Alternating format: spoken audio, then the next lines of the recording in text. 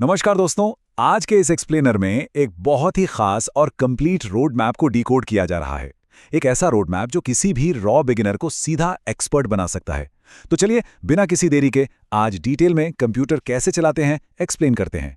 Basic से लेकर advance तक का ये पूरा सफर आखिर तय कैसे होता है, आइए मिलकर इसकी शुरुआत करते हैं। अब सोचने वाली बात यह है कि आज के इस डिजिटल दौर में ये बेसिक स्किल्स आखिर कितनी ज़रूरी हैं। इसका अंदाज़ा सिर्फ इस एक नंबर से लगाया जा सकता है, 1.08 मिलियन। जी हाँ, 10 लाख से भी ज़्यादा लोग इजी टेक क्लास के करिकुलम के जरिए इन्हीं एग्जैक्ट फंडामेंटल्स को एक्टिवली सीख रहे हैं। तो देखते हैं कि ये पूरा प्रोसेस शुरू कहाँ से होता है। आगे बढ़ने से पहले एक नज़र इस स्टेप बाय स्टेप एजेंडा पर डाल लेते हैं। पहला स्टेप है इंट्रोडक्शन टू कंप्यूटर बेसिक्स, फिर आएगा कीबोर्ड और टाइपिंग स्किल्स, तीसरे नंबर पर नेविगेटिंग फाइल्स और सेटिंग्स, और आखिर में इंटरनेट और ब्राउजिंग बेसिक्स। एक तरह से देखा जाए तो डिजिटल लिटरेसी हासिल करने का ये एकदम परफेक्ट और लॉजिकल प्लान है। तो बढ़ते हैं अपने पहले सेक्शन की तरफ, introduction to computer basics, the hardware and foundational alphabet. देखिए, किसी भी सिस्टम को ऑपरेट करने का सबसे पहला और सबसे ज़रूरी कदम यही है कि उस मशीन के फिजिकल कंपोनेंट्स और उसकी बेसिक टर्मिनोलॉजी को अच्छी तरह समझ लिया जाए, जैसे कि सीपीयू, रैम, रोम, एचडीडी, एसएसडी, यूएसबी, बायोस और ओएस। ये सुनने में शायद थोड़े टेक्निकल लगते हैं, लेकिन असल में ये हार्डवेयर और सॉफ्टवेयर को जोड़ने वाली भाषा का एकदम एबीसी हैं। ये कुछ ऐसी फाउंडेशनल टर्म्स हैं जिन्हें जानना उस हर इंसान के लिए बेहद ज़रूरी है जो एक सॉलिड टेक फाउंडेशन बनाना चाहता है। इनके बिना आगे बढ़ना सच में लगभग नामुमकिन है। चलिए अब इस फाउंडेशनल हार्डवेयर नॉलेज का एक छोटा सा टेस्ट लेते हैं, एक रियल कम्युनिटी क्विज के जरिए, जिसमें अच्छे बिगिनर्स अक्सर थोड़ा कंफ्यूज हो जाते हैं। सवाल यह है कि ऐसी कौन सी डिवाइस है जो एक ही वक्त में इनपुट और आउटपुट दोनों टूल्स का काम बिल्कुल एक साथ कर सकती है। थोड़ा ध्यान से सोचिए इस बारे में। और इसका सही जवाब है टच स्क्रीन। ये एक ऐसी कमाल की डिस्प्ले डिवाइस है जहां सिर्फ उंगलियों का इस्तेमाल करके इनपुट और आउटपुट दोनों मैकेनिज्म का काम एक ही जगह पर हो जाता है। ये इस बात का एक बहुत ही परफेक्ट और बेहतरीन एग्जाम्पल है कि आजकल का मॉडर्न कंप्यूटिंग हार्डवेयर कितनी सीमलेसली मल्टीपल टास्क्स को एक साथ हैंडल कर लेता है। अब आते हैं अपने दूसरे मेजर फेज पर, keyboard and typing skills, the gateway to digital employment.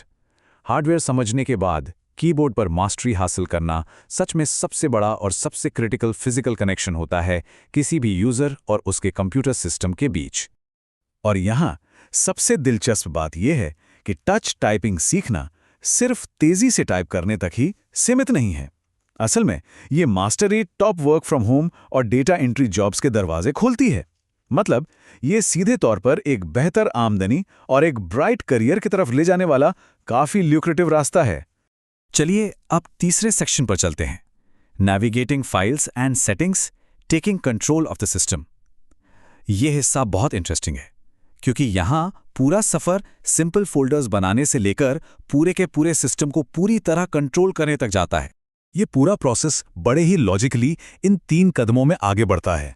सबसे पहले फाइल एक्सप्लोरर को मास्टर करना, जहाँ फोल्डर्स को एफिशिएंटली ऑर्गेनाइज किया जाता है। फिर दूसरा स्टेप, विंडोज सेटिंग्स को कॉन्फिडेंटली और सेफली कॉन्फ़िगर करना। और तीसरा स्टेप, फाइल शेयरिंग की बेसिक्स को सीखना ताकि अलग अलग डिवाइसेस के बीच डेटा बिना किसी परेशानी के शेयर हो सके। अब जब लोकल सिस्टम पर मुकम्मल मास्टरी मिल चुकी है, तो अगला सबसे लॉजिकल कदम क्या होना चाहिए? वो है हमारा आखिरी section, internet and browsing basics, connecting to the digital world. यानी इंटरनेट की इस बड़ी सी दुनिया में सेफली और बिना डरे नेविगेट करना सीखना।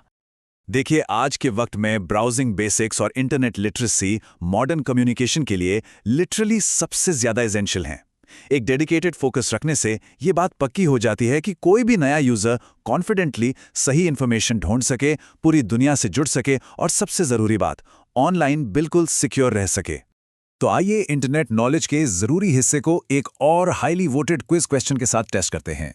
सवाल यह है कि जब हम इंटरनेट पर डिजिटल कम्युनिकेशन मैनेज कर रहे होते हैं तो ईमेल के उस ड्राफ्ट फोल्डर में आखिर क्या रखा होता है? ये सवाल सुनने में शायद आसान लगे, पर इसकी सही समझ होना प्रोफेशनल एनवायरनमेंट में बहुत ज़रूरी है।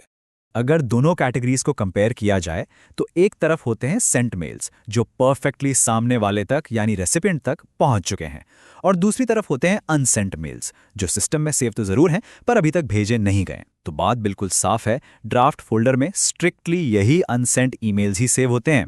वर्कप्लेस पर किसी भी कंफ्यूजन से बचने के लिए ये छोटा सा डिफरेंस जानना एब्सोल्यूट क्रूशियल है।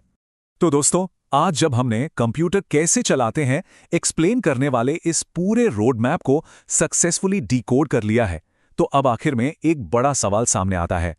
एक ऐसी मजबूत फाउंडेशन बन जाने के बाद अब अगला कौन सा स्पेसिफिक सॉफ्टवेयर स्किल मास्टर किया जाना चाहिए जो एक शानदार डिजिटल फ्यूचर गारंटी कर सकें?